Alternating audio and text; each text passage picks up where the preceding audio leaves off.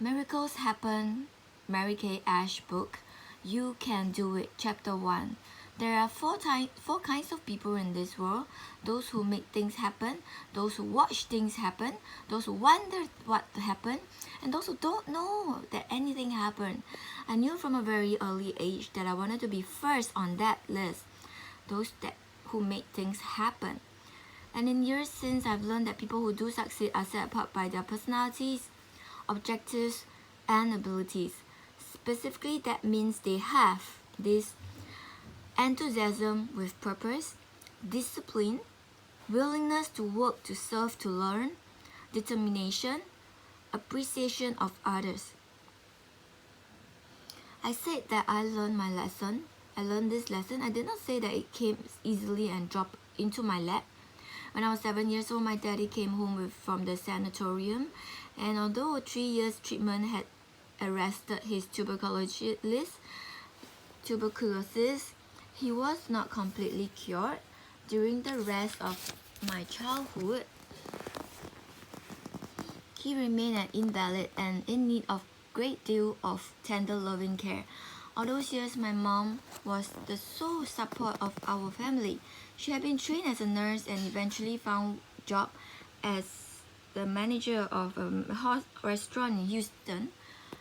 The job didn't pay as well as such jobs do today, and the salary was undoubtedly lower because she was a woman. Mother worked 14 hours a day, leaving home each morning at 5 before I awoke and returning at 9 at night. Often after I was asleep, my older brother and sister were grown and gone, so it became my responsibility to take care of my daddy. It never occurred to me that things should be any different. I would come home from school and clean the house. Then I would do my homework, but I accepted this, and what's more, I enjoy it. Even though some of my duties were supposed to be too difficult for a child, nobody ever told me that. As a result, I just did them. Still, preparing meals are often a great challenge. My mom is a marvelous cook, and the job became mine when she couldn't be at home in time to make our family dinner. At the age of 7, I could hardly be considered a master chef. Remember, there's no such thing as frozen dinner and fast food carry-outs. If daddy wanted chili or chicken for dinner and I didn't know how to cook it, I would call my mom. And during those days, I rarely had the opportunity to learn anything from her in person. And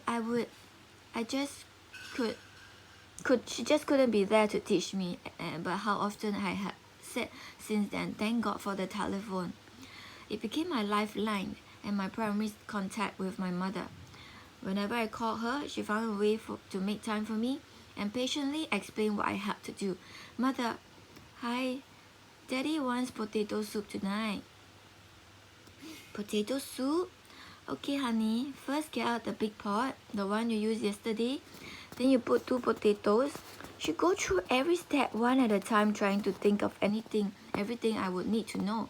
I haven't been raised to be a complainer, but I'm sure she knew my job sometimes seems overwhelming, because when she was through with the instructions, she always said, honey, you can do it. Our family situation meant that I had to do many things that most children wouldn't expect it to do. For instance, if I needed new clothing, I had to go by myself to downtown Houston. I took these Saturday trips alone because my best friend were not allowed to travel on the streetcar without an adult. After all, we were just 7 years old. Don't forget, those were the days when a little girl dress was 69 cents and eggs was 19 cents a dozen. My mom would give me perhaps $1.50 and I would go pick out a dress or blouse. I loved doing that. It was my highlight of my week. The only problem I had was convincing the clerks I really was allowed to make such decisions. Sometimes it was enough to show them the money, but often they would demand, where's your mother? And then I would explain our circumstances, give them the phone number for mother's restaurant and tell them, you can call her, she will tell you it's okay. After shopping, I got to go to Christ for a pimento cheese sandwich on toast and a Coke. Then we'll go to a movie. I live for these afternoons on the town. I think the meal was usually 20 cents and the show was about a dime. So for 30 cents, I had a wow of an afternoon. When I first began these excursions, I was a little anxious about catching the right streetcar and finding my way around. Then when I remember my mother saying, "You can do it, honey," I must have heard these words 1,000 times, and she always said it with such conviction. Now I realize she must have been very anxious about the responsibility I had to assume, but you would never have known it to hear her. As far as was concerned, my mom knew I could do it. Her words became the theme of my childhood. They have stayed with me all my life. You can do it. The confidence my mom instilled in me had served me throughout my adult life. Without it, Mary Kay Cosmetics might have fizzled before it even began. It was 1963. After 25 years as a professional saleswoman, with my kids grown, I just decided that retirement did not suit me, and so I had developed a strategy and philosophy for beginning my own dream company. I've recruited several salespeople and invested my life savings into the chance of a lifetime. Using my years of experience in direct selling, I was going to train and supervise the beauty consultants, while my husband was going to handle the administrative details of our new business. We had assembled boxes of bottles and jars and brand new labels that read Beauty by Mary Kay. Of course, this was later changed to Mary Kay Cosmetics. Exactly 1 month before we were scheduled to open, and that time she was 45 years old, my husband and I were having breakfast today. He was reading the final percentage figures for our company, and I was listening very much as a wife often does when her husband talks about the budget with half an ear because I consider it to be his problem. At that moment, he suffered a fatal heart attack. I believe that work is often the best antidote for grief, and so despite my shock, I decided to open the business as planned. Starting the company had been my dream and my idea, but I never had imagined that I would run it alone. I knew that I didn't have the needed administrative skills, and at that point, all the merchandise, bottles, and labels were useless if the company folded. I had to carry on. I had to go on. I turned to both my attorney and my accountant for advice. "Mary Kay," my attorney said, shaking his head, "liquidate the business right now and recoup whatever cash you can. If you don't, you end up penniless." I had hoped my accountant would be a little more encouraging, but after studying the situation, he said, "You can't possibly do it. The commission schedule will never work. It's just a matter of time before the company goes bankrupt and you along with it." The day of my husband's funeral, my sons and my daughter came to Dallas from Houston. Perhaps this was the worst possible time to make a business decision, but it could no longer be delayed. After the funeral, we sat in our living room and discussed the recommendations I had received. My children listened in silence. My 20-year-old son, Richard, was a sales representative for Prudential Life Insurance Company, one of the youngest agents in Texas. He was making an incredible salary of $480 a month, and I thought that was quite just unbelievable. After all, he was just a kid, and that was a lot for at that time. If Mary Kay were to become a reality, I needed his help, but there was no way I could afford a salary like that. I took a deep breath and offered him $250 a month to help him guide the new company. Richard accepted without hesitation, and over the horrified protest of other family members and friends, he immediately quit his job and moved to Dallas. My other son, Ben, was 27 years old, married and father of 2. He could not pull up roots and move as quickly as his brother, but after hearing my plans to continue the company, he said, "One day I would like to join you and Richard." Then calmly and deliberately, he reached into his breast pocket and pulled out a savings passbook. The balance showed 4,500, a sum I knew represented everything he had saved since high school. "Mother," he said, "I think you could do anything with this world that you wanted to." Then he handed me the passbook. "Here's my savings. If it will help you in any way, I want you to have it." 8 months later, when we needed someone to handle our expanding warehouse, Ben Les left his job as a Houston welding company and moved his family to Dallas. At the time, he gave out a salary of $750 a month and started with the company with the same pay as Richard, $250 a month. And still later, my daughter Marilyn joined us and became the first Mary Kay director in Houston. On Friday, September 13, 1963, 1 month after the funeral, Mary Kay Cosmetics opened on schedule. With myself, 9 salespeople, and my 20-year-old son as financial administrator. How did I know that I could do it? But I didn't. I had no crystal ball. All I knew was that I had to do it. And for the predictions of my attorney and accountant, I figured they didn't have any crystal balls either. Besides, they didn't understand the business the way I did. I also knew that I would never have a second chance to put my dream into action. If Mary Kay Cosmetics failed, I wasn't going back into an easy retirement. I'll be broke. And that meant that I had to work for someone else for the rest of my life. And that's a very strong incentive. So no matter what anyone thought, I would not give up my dream. My children said, "You can do it." And that was all I needed. Of course, my children had grown up believing their mother could do just about anything. I had been virtually their sole emotional and financial support from the day of their birth to the day they were grown and on their own. They watched me get up at 5 each morning to catch up on my work, get them off to school, and then go out to earn our living in sales. They knew that I was always there from the time they got home until after dinner, and after I would leave again for work. Over the years, the family had moved to nicer houses and better neighborhoods. My children knew that I had somehow managed that. Richard and Ben knew what my advisors had said, and yet they have given their unqualified support. I never needed that kind of support more desperately than I did on the day of the funeral. It reassured me and filled me with new confidence.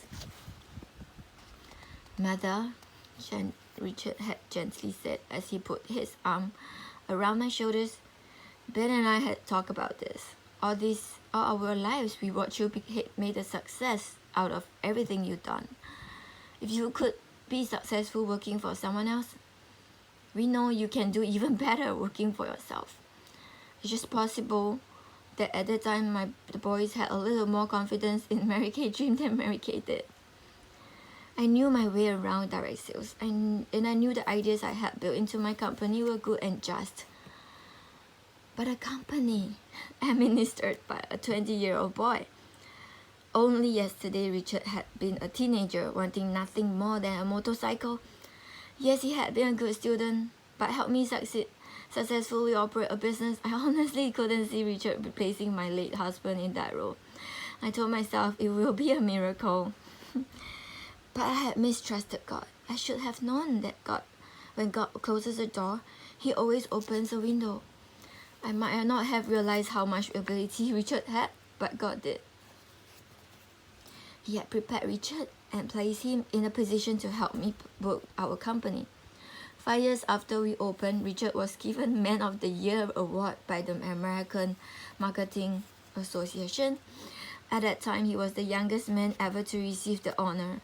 Later, when Mary Kay Cosmetics became a public corporation, Richard was one of the youngest people ever to be president of a company listed on the New York Stock Exchange. From the very beginning, Richard was a godsend. He ran all administrative aspects of our business, from manufacturing to marketing, leaving me free to spend all my full time and energies on directing and motivating the sales organization. We were quite a team, and still are. I depend on his financial expertise more and more each day. In fact, he even balances my personal checkbook. Even with the vital support of my sons, many others were telling me that my dream would never work. All the odds seemed against us, but memories of my mother's belief in me kept running through my mind. Whenever a task seemed most impossible, I would simply repeat the words, "You can do it, Mary Kay." Still, I'm not certain that anyone can take total credit for the success of my dream. A friend once said Mary Kay Cosmetics was a divine accident looking for a place to happen. And I think this is correct. In 1963, the social forces that now support the financial and legal equality of women had not gained public favor, and yet here was a company that would give women all the opportunities I had never had. I don't think God wanted a world in which a woman would have to work 14 hours to support her family as my mother had done. He believed that he used this company as a vehicle to give women a chance. I feel very humble and very fortunate to have been part in showing other women the way. You can do it. It's the everyday motto at Mary Kay Cosmetics, and so often a woman will join us who is in desperate need of hearing this message. Frequently, she is a homemaker who has been out of job market for years. Perhaps she never worked outside the home, and now because of divorce or widowhood, she finds herself seeking a career. Maybe she worked long and hard in another field, never having heard those words of encouragement. For whatever reason, she often needs to build her feelings of self-esteem and worth. Obviously, she must first be told, "You can do it." You can. But we can't stop there, and we don't. The basic philosophies upon which our company's founder assured this woman that she will be carefully guided along every step of her professional development. Following the golden rule, every consultant and director will gladly share experience and enthusiasm until she reaches her full potential. And as she becomes more efficient in setting and meeting career goals, she will become more confident in every way. And that's why if you ask a Mary Kay consultant about her career, she will probably tell you it has become a way of life, not just a way of earning money. Of course, hey, this is really true. It's like part of my life already, and it's not just about money, it's my life. Mary Kay is my life. Of course, we don't take the credit for her success when a shy and inexperienced consultant evolves into a total sales professional. She was the one who did it. All we did was provided some needed guidance and encouragement. You see, her talents was always there. She just may not have been aware of it. Sadly, most people live and die with their music still unplayed. They never dare to try. Why? Because they lack self-confidence. Women especially have so much potential they never tap. For example, Grandma Moses didn't begin painting until she was 78 years old. When asked why, she said that she just never tried. And yet in only 4 years, her work were exhibited at the Metropolitan Museum of Art. I can't help but wonder how much more the world would have seen of her beautiful art if she had only started earlier. For me, seeing so many women grow and develop has become the most meaningful accomplishment of Mary Kay Cosmetics. Everyone benefits when we all pass on the "you can do it" spirit. Often we meet a woman when she was like a tight little rosebud, full of potential never revealed. After a few months of praise and encouragement, she blossoms into a beautiful rose, poised and confident in her newfound skills. At a recent meeting, I heard a consultant say, "When I started with Mary Kay, I was terrified to speak in front of 6 people. I didn't see how I was going to make it through my first skincare class." That same woman was making this remark on stage, smiling and radiant before 8,000 people.